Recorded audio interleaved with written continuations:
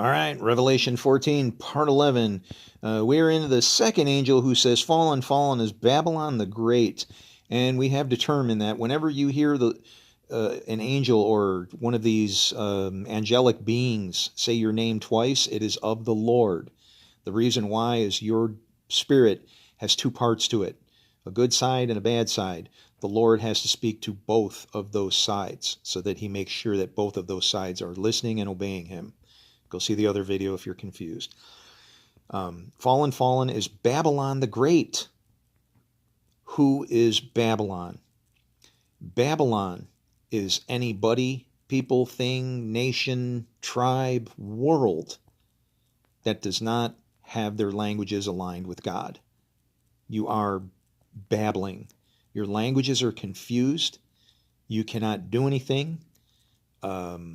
Which is, we see Babylon, and immediately we saw that the Lord came and knocked them down. But what we don't realize is that it said they wanted to make a name for themselves. They weren't doing what they were doing in God's name. Just as Jesus said, whatever you do in God's name, right, he'll support you. He'll give it to you. Nothing will be impossible for you. And yet in Babylon, what did we hear? If man doesn't stop, nothing will be impossible for him. That is another clue right there. If man doesn't stop. When you're doing the Lord's works, you're not doing them.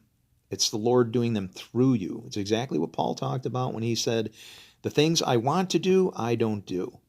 It didn't mean he was a sinner and out of control. He was professing the idea that the works that he was doing were so great and so wonderful that he couldn't even lay claim to them except to have them flowing through him like some kind of divine pipeline, and a drink offering at that. So Babylon the Great is a people that doesn't know how to speak to God. Well, what do you think happens if you don't know? Okay, well, it says that she made all the nations drink the wine of the passion of her sexual immorality. Now, get off of the sex thing. This is about knowledge and wisdom and Torah and following God. All right?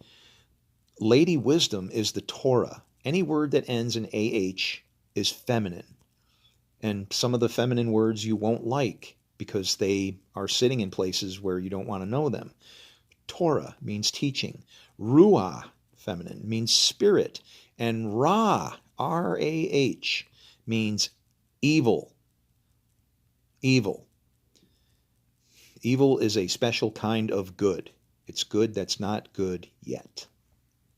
It's not